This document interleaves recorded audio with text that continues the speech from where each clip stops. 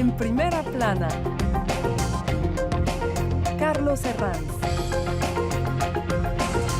Bienvenidos en Primera Plana, un programa de Radio France Internacional y de France 24. Esta semana ponemos el foco en el control de los contenidos en redes a partir de la polémica compra de Twitter. Lo hacemos en este estudio con tres invitadas. Ángela Cubillos es abogada experta en Derecho Digital. Bienvenida, Ángela. Muchas gracias, Carlos. Elda Tomasini, periodista, consultora en comunicación. Bienvenida, Elda. Muchas gracias. Y Adriana Seminario es experta en marketing digital. Bienvenida, Adriana. Muchas gracias. El control de contenidos en redes a partir de la polémica compra de Twitter por parte de Elon Musk, hoy nuestro asunto en Primera Plana. El hombre más rico del mundo, presidente de Tesla y de varias compañías más que abarcan una gran parte del plano económico mundial, Elon Musk se ha hecho con Twitter con la intención manifiesta por su parte de mejorar la red social, así como hacerla más independiente en lo que a libertad de expresión se refiere, aunque haya menos filtros. Ahora muchos analistas temen que la red se convierta en la ley de la selva con los cambios que planea el nuevo propietario que pretende acabar con los bots y el spam, abrir el código de la red para que todo el mundo tenga acceso a su algoritmo e instalar las cuentas de pago. Esta compra ha reabierto el debate sobre el control que los gigantes de Internet ejercen sobre el contenido que publican sus usuarios. Vamos a repasar algunas portadas que nos trae este asunto. El New York Post, ahí tienen al nuevo jefe de Twitter subido al logotipo del pájaro azul reconocible de la red social con un Musk acordonando su pico. La revista Time usando otra poderosa imagen en su portada con un Musk que encierra pájaros azules en una jaula. Aquí en Francia esa compra también tiene repercusión en portadas como esta de Le Parisien, que subraya la ambición sin límites del magnate, o como esta de La Croix, que se pregunta si a partir de ahora hay que tener miedo de Twitter. Vamos a ir del caso concreto de Twitter a luego hablar de la cuestión de fondo que puede afectar a cualquier red social, pero les pregunto de primeras si hay motivos para la inquietud por esta compra. Desde el punto de vista jurídico, yo consideraría que no, porque existe un marco jurídico que reglamenta la libertad de expresión. Entonces, digamos que existen garantías de orden constitucional, a nivel europeo existen directivas también. Digamos que incluso si la concepción de libertad de Elon Musk puede ser una concepción absolutista, esta concepción es subjetiva y debe atender a las normas. Es decir, Elon Musk puede comprar todo menos la ley, para mí. Vamos a hacer una ronda rápida y luego volvemos sobre esos conceptos. Elda, ¿motivos para inquietud o no? No, yo creo que no, que justamente hoy Twitter necesitaba también un cambio. Había mucho debate en torno a qué cosas se censuran y qué no, y cómo se hacen, y bueno, y tener conocimientos quizás del algoritmo y también para cuidar los datos de los usuarios son las cosas que plantea Musk que pueden traer un debate muy interesante. Adriana. Antes de responder eso, me gustaría señalar que en las portadas que acaban de enseñar es bastante irónico que se muestre que Elon Musk lo que él dice es que quiere liberar las redes sociales, que hay demasiada censura, pero las imágenes muestran un poco lo contrario. ¿Qué es esta preocupación? Sí. Como dice Ángela y Elda, yo creo que sí habría cierta preocupación en el sentido que finalmente son los usuarios los que hacen la plataforma, no los dueños, no los programadores, no ninguna de estas personas del equipo interno, son los usuarios mismos. Y Twitter me parece que es una de las plataformas que tiene más libertad de expresión, pero no seamos ingenuos. Las redes sociales pueden ser bastante difíciles, pueden ser ambientes bastante agresivos, sí que se necesita una cierta reglamentación y finalmente, si eso se cambia, yo creo que Elon Musk podría empujar hacia un poco más hacia esos territorios. Siendo el dueño, realmente también depende de cada gobierno, de cada país, como en la Unión Europea, como comentaba Ángela, es muy estricto, pero yo creo que podría haber ciertos motivos de inquietud a largo plazo. Que Elon Musk, que claro, les veo muy optimistas, pero que Elon Musk se haga defensor de la democracia y de la libertad de expresión no es por sí ya inquietante, que el hombre más rico del mundo aparezca como el mesías de la libertad de expresión. Pues él quiere, digamos, abrir la posibilidad de la libertad de expresión en Estados Unidos, porque, digamos, y es la diferencia que tenemos con otros territorios, otras jurisdicciones, es que la primera enmienda a la Constitución de Estados Unidos es muchísimo más amplia sobre lo que se entiende como libertad de expresión. En Estados Unidos es posible hablar del nazismo y digamos que acá hay la incitación al odio, temas de, por ejemplo, discriminación, eso sí se encuentra, digamos, regulado y más restringido acá. Entonces, yo pensaría que en realidad ese concepto de libertad de expresión que él tiene es un concepto absolutista. Él piensa que la libertad de expresión lo permite todo y olvida que la libertad de expresión tiene unos límites que, como bien tú lo decías, son la moderación. Actualmente, de hecho, la Unión Europea, no muy lejos, el 23 de abril, expidió una reglamentación a nivel europeo, la Digital Service Act, que obliga a todas las plataformas digitales a realizar la moderación y respetar. Y digamos que eso tiene unas consecuencias jurídicas porque hay sanciones. De manera que si él quiere crear o atender a su concepto subjetivo de libertad de expresión, va a tener que respetar, porque de lo contrario en el territorio europeo pues va a tener unas sanciones de 6% sobre la cifra de negocios global que él hace, e incluso también se le puede cerrar la plataforma a nivel europeo. Entonces, digamos que la reglamentación, como es Twitter es una plataforma que funciona a nivel global, tiene unas únicas condiciones generales de utilización y por lo tanto debe respetar, no va a realizar unas condiciones generales de utilizaciones para cada país particular, sino que tiene que respetar el conjunto de reglamentaciones internacionalmente para que todos los usuarios puedan participar. En cualquier caso, la libertad de expresión no nos la tiene que conceder un magnate, sino que debe estar recogida en las constituciones y en los derechos fundamentales, ¿no? Exactamente. Porque si no, aquí equivocamos ya todo. Porque solo para citar a Elon en Washington Post, de hecho, él dijo el manejo de una red social es correcto si el 10% de los extremistas de derecha e izquierda no están contentos. Esa es su concepción según él. Ahora, que a quién estamos llamando extremistas es que podemos decir esta cuenta es extremista, esta cuenta es extremista. Ahí empiezan los líos. Ahí empiezan los terrenos pantanosos. Elda. Sí, yo creo que de por sí no debemos esperar a ver qué pasa, pero creo que también hay un costado de Musk que más allá de defender la libertad de expresión y lo que explicaba ella de que quizás un concepto diferente a lo que puede ser en otros lugares por ser de Estados Unidos, pero tiene también un rol bastante pedagógico y está escuchando bastante a los usuarios, como poner funciones, como se dice, de editar algunos tweets, o por ejemplo, ayer él mismo es muy activo en las redes sociales y le explicaba a los usuarios cómo evitar el algoritmo, ¿no? Que es justamente que te muestre tus preferencias. Entonces, cómo hacer tu propia curaduría de contenidos y poner de lado de los usuarios el poder de la plataforma y de informarnos. Entonces, digo, si hay algunos cambios que pueden ser muy interesantes, si protegen mejor nuestros datos, si va hacia eso, y si abren el algoritmo público para poder hacer algunas intervenciones. De hecho, en esa línea justo él mencionó una de las cosas que dice que va a hacer, dice que va a hacer muchas cosas, obviamente, pero una de las primeras es que va a transformar el timeline cronológico nuevamente. Ayer explicó eso. Exactamente. Justamente cómo vos podés entrar a tu cuenta y ponerlo cronológico. Y eso te va a permitir seguir más a los usuarios que vos querés. 41.000 millones de dólares ha pagado Musk por Twitter, pero Musk dice que no lo hace por dinero, que lo hace por la libertad de expresión, por salvar la democracia. No sé, ¿hasta qué punto es creíble esto? Es decir, ¿cuáles son las razones del trasfondo de esta compra? En la historia yo creo que alguien que se presenta como yo voy a salvar la democracia, tiene un rol Peligro muy ya. de mesías, Sí, de yo sí. soy esa... Eso históricamente da un poco de desconfianza, en mi opinión. Sin embargo, y esto no solamente lo vemos con Elon Musk, lo vemos con Meta. Sí. De todas maneras, Facebook, Instagram, WhatsApp. Entonces, es que la Web 2 es algo que realmente deberíamos criticar, reconsiderar. La gente habla de la Web 3, del metaverso, de todo lo que se viene en ese sentido. Entonces yo sí, y el metaverso es descentralizado, exactamente, ese es el primer punto. Es que las grandes corporaciones, adelantándonos un poco, van a querer poner la mano en este tipo de Web 3. Yo creo que hay una discusión bien oscura un poco. Sí, quizás ahí la diferencia es que, bueno, ser el dueño de una plataforma es diferente a lo que pasa con Facebook, Instagram y WhatsApp, que pertenecen las tres a la misma empresa. Claro. Quizás eso es, desapareces de una de esas redes y desapareces del entorno digital. En cambio, en Twitter, bueno, es una de las plataformas disponibles. Creo que, bueno, algunos se pueden inquietar más o no con el personaje de Elon Musk, con su persona, con lo que dice, pero en principio creo que bueno, no debemos cuestionarnos tanto de eso, sino poner de vuelta qué podemos hacer nosotros con esa red.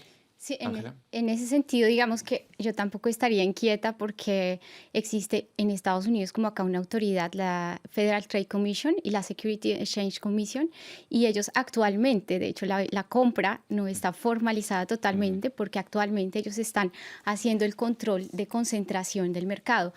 Elon Musk publicó que la iba a adquirir y él normalmente tenía que haber cumplido con un procedimiento de declaración porque él adquiría más del 5% de la compañía, adquirió el 100%.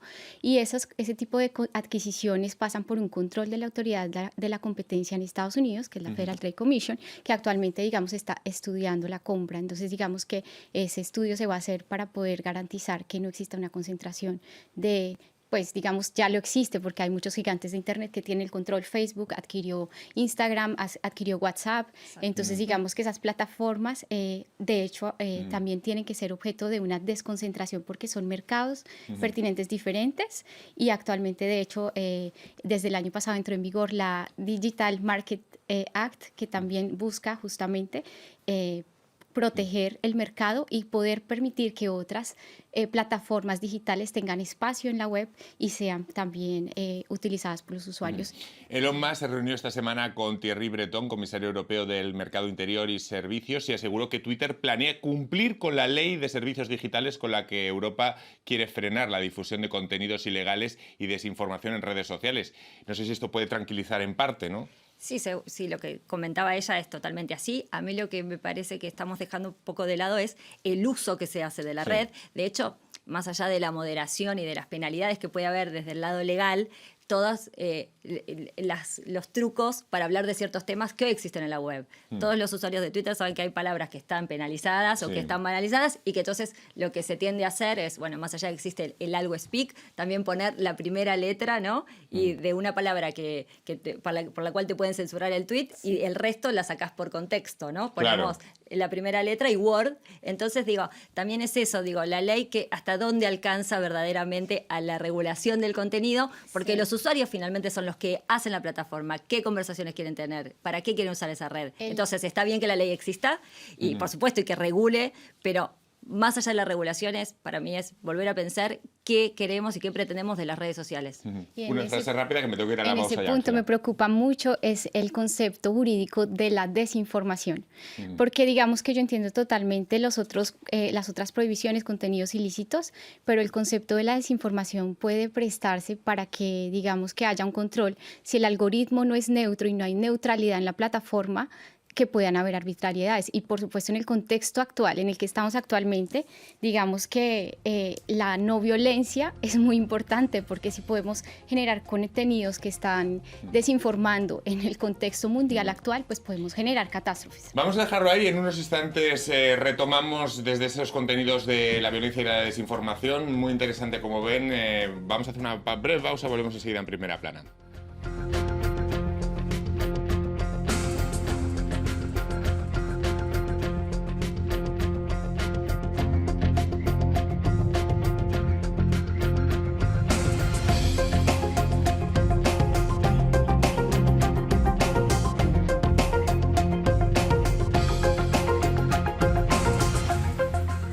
RFI, la selección del mes. Mohamed Lamouri. Fais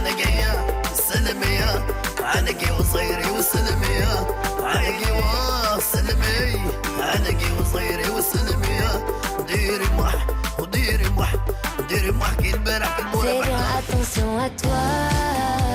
Angèle. Ton jeu, je le connais déjà. Je livre, ça ne changera pas. Oui, fais bien attention à toi.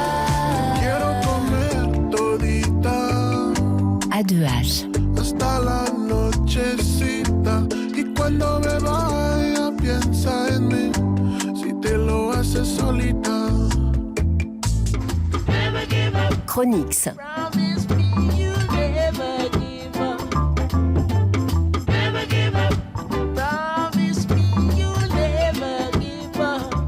RFI, Esta semana, aquí en Primera Plana, a partir de la compra de Elon Musk de Twitter, nos planteamos el control que ejercen las plataformas sobre el contenido publicado por los usuarios y esta polémica compra y todos los ángulos que encierre. Lo hacemos con Ángela Cubillos, abogada experta en Derecho Digital. Nos acompaña también Elda Tomasini, periodista, y Adriana Seminario, experta en marketing digital. Con las búsquedas en línea dominadas por Google y la empresa matriz de Facebook, Meta, adquiriendo las plataformas de redes sociales más grandes del mundo para acumular 3.600 millones de usuarios activos mensuales, es decir, casi la mitad del planeta, ¿el discurso en línea se ha centralizado bajo un puñado de sombrillas corporativas? ¿Esta es la gran cuestión de fondo? Sí, yo pensaría que sí. Y de hecho llevamos bastante tiempo desde el ámbito jurídico intentando encontrar cómo hacer para desmantelizar los gigantes de Internet. ¿Dividir corporaciones? Se lo Sí. plantea así ya de forma directa. Sí. Es decir, ¿habría que partir Facebook en varias partes? Facebook no lo sabría. Sí, Facebook, digamos, es propietario de varios servicios diferentes que dirigen mercados pertinentes diferentes. Está el servicio de comunicación de WhatsApp, el servicio de Instagram y el servicio de Facebook. Lo mismo sucede con Google. Google tiene muchos mercados diferentes y nos hemos dado cuenta que ha existido abuso de posición dominante. Google, de hecho, ya ha sido sancionado en la Unión Europea por eso, porque existen varios mercados pertinentes y con su motor de búsqueda, por ejemplo, sacó a un programa de Google Cartography que buscaba mostrar toda la parte de localización territorial. Entonces, como creó su propia aplicación de Google Maps, es decir, eliminó de su plataforma a Google Cartography. Y así sucede también, por ejemplo, con los comparadores de compras. Él había favorizado su aplicación gracias al motor de búsqueda. Entonces, digamos que sí hay un abuso de posición dominante y en este momento el Digital Market Act busca justamente sancionar eso. Para buscar la transparencia, cambió su nombre a Alphabet. De hecho, ya no se llama Google, Alphabet, y era justamente para mostrar frente a la Unión Europea que había una fake separación de mercados, pero en realidad yo sí pensaría que es importante exigirles desmantelar y dividir por cada mercado pertinente los servicios. Elda, Adriana, por el bien común, ¿habría que fragmentar a grandes compañías tecnológicas como Facebook o Google? Adriana. Estoy totalmente de acuerdo con Ángela. Ese es el camino. Que ese es el camino, es necesario descentralizar, porque finalmente todos estos productos digitales, esto lo quiero poner de una manera un poco más didáctica para las personas que nos estén escuchando, viendo en este momento, es un usuario, una persona contra un equipo de personas altamente calificadas en tecnología de software, tienen hasta equipos de psicólogos para saber exactamente cuáles son los contenidos, cuáles son las acciones, qué cosa te pueden mostrar para retener tu atención más de 2 segundos, que es el promedio en las redes sociales, y incitar compra, pero también incitar ideologías, incitar muchas otras cosas. Imaginemos todo esto en públicos... vamos a ver, menos maduros, adolescentes. Influenciables, finalmente. Más influenciables, porque a lo mejor una persona ya con cierta edad puede... Pero todo esto para un adolescente es brutal, ¿no? ¿O no, Elda? Él es más escéptica. No, yo creo que, no sé si es un usuario contra la plataforma o si es el camino de centralizar. Sí encontrar, como hemos encontrado con los medios tradicionales, con el social media, ciertas formas y ciertos mecanismos para moderar, para regular, digamos, seguir ese camino y también creer también en los consumidores y en los usuarios que tienen la capacidad de discernir de ciertas cosas, ¿no? Y por supuesto que hay tendencias, pero lo que nos sirve a nosotros, y que para mí me da mucha esperanza, es si nosotros conocemos el algoritmo y cómo funciona, que es una de las promesas, vamos a ver qué pasa, a diferencia de lo que ocurre con Facebook o en otras plataformas que no sabemos cómo funciona ese algoritmo, conocer el funcionamiento del algoritmo va a ser muy útil para que otras voces que saben y que podemos empezar a manejar cierta información o voces puedan llegar más, que hoy no llegan, porque si solamente como funciona hoy te muestra lo que vos ya pensás, es muy difícil. Una solución también evocada por varios analistas en Estados Unidos es construir una infraestructura pública digital para garantizar que todos los estadounidenses, por ejemplo, tengan acceso y protección en su libertad, como ya existió en el pasado con otros medios de comunicación, con otras tecnologías, con el correo como institución pública, con el telégrafo, con la radio, es decir, esa especie de infraestructura pública que sería, no sé, una solución o no lo ven. No sé, a lo mejor desde lo legal lo podemos ver más claramente. Pues yo sí considero que ya están, las plataformas Sí. ya están. Lo que sí pienso es que hay, lo que tú mencionabas hace un momento de los algoritmos, la neutralidad es fundamental. Y yo lo he pensado y propondría, por ejemplo, que se realice el mismo control como se realiza con los medicamentos de las farmacéuticas, un control previo del algoritmo para garantizar la neutralidad, de manera que los utilizadores no sean influenciados hacia un sentido o hacia un otro, sino que, como tú dices, se les respete su capacidad de dirimir y de determinar qué contenido es falso, qué contenido es cierto, qué contenido les gusta o qué no, pero no que, digamos, se empiece a crear un perfil, como tú dices, de la persona, porque la persona, Y- pues, digamos que estaría condicionada, ir limitada a una información. Eso es con el supuesto que una persona entienda el algoritmo, que realmente como no está regulado, los algoritmos pueden ir, es bastante, puede dar un poco de miedo cómo te pueden Sí. conocer incluso más que a ti mismo. Sí, sí, sí, Entonces, sí. en ese caso, yo sí creo que es importante tener una educación de usuario digital, que es algo que no sé si se habla mucho hoy en día, pero con estas cosas que están sucediendo, Elon Musk, con la centralización de Meta, saber cómo regular tu huella digital y no dejar que el algoritmo realmente tenga toda esta entrada hacia tu perfil personal. Elda. Lo que hablábamos de crear otra red es bastante simple. Digo, lo que es muy difícil es crear esa comunidad que ya existe. Entonces Ya. se pueden crear muchísimas redes, de hecho ha pasado y pasa todo el tiempo, se van creando plataformas nuevas, pero lo que no se puede trasladar es la comunidad que ya es parte de una red. Entonces es muy importante lo que ella decía y poníamos hoy conversando entre nosotras, el propósito y la conversación que cada plataforma genera y quizás esa educación digital que necesitamos. Por ejemplo, no sé, en el caso de LinkedIn, la conversación es mucho más, si queremos llamarla de alguna manera, sana y menos violenta o menos agresiva, porque tiene otro propósito la conversación. Entonces, digo, o Reddit, que tiene moderadores, ¿no? Voluntarios moderadores de ciertos temas. Entonces digo, bueno, ¿cuál es nuestro rol también como activistas, como ciudadanos? Nos tenemos que involucrar mucho más. ¿Qué esperamos de las plataformas? Muy interesante. En la historia siempre se han dado casos de magnates o de holdings empresariales controlando empresas de comunicación. Esto, desde luego, no es nuevo. Pero había detrás, digamos, un accionariado, ¿no? Aquí ya hablamos de un grupo reducido de personas. Según Forbes, 8 de las 10 personas más ricas de Estados Unidos tienen participación significativa en los medios en línea. Son plataformas supuestamente públicas, pero realmente podemos hablar de plutócratas. Es decir, además, ahora vemos a una persona que concentra, ya no son las familias que concentraban medios de comunicación, ya vemos personas individuales que compran una red social. Sí, es inquietante también ver que Elon Musk está pensando también sacar a Twitter de la bolsa. Yo estaba mirando y la acción de Twitter está bajando, digamos porque pues eso genera un cierto pánico en los consumidores o en los utilizadores. Y esto, cuando hay un solo accionista que está deteniendo la totalidad, el 100% de la compañía, digamos que a nivel de governance, de gobierno de la Sí. compañía, las políticas de gobierno, pues como detiene el 100%, pues es quien decide. No existe, digamos, el consejo de administración o directivo de la compañía, que es tan importante, digamos, para tomar unas decisiones. Les quiero pertinentes preguntar, en la bolsa está. ¿qué ideología o qué visión tienen estos oligarcas digitales? ¿Qué creen que si simplemente logran romper las cadenas de regulación van a hacer florecer un mercado de ideas, algo más creativo? ¿Qué tienen como visión en la cabeza?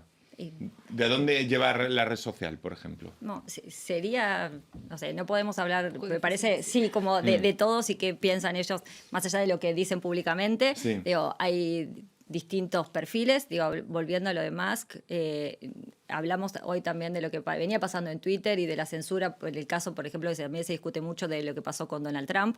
Digo que ese fue un episodio clave en el cual se empezó a discutir más el tema de la censura. De hecho Elon Musk ha dicho estos días que fue un gran error y que... Y creemos quizás que sí, ¿no? Digo, si una plataforma puede censurar a un presidente elegido democráticamente, más allá si compartimos o no sus opiniones, Sí, es un habría tema que de censurar debate. a muchos otros, ¿no? Entonces- Es eso, es como ¿dónde ponemos, sí. o sea, ¿dónde regulamos? Entonces, hablar por todos los magnates es difícil, lo que sí tenemos que esperar que esto justamente lo que decimos, tratar de seguir discutiendo estos temas, porque en el caso de metaverso, como explicaba ella, bueno, va hacia otro lado, ¿no?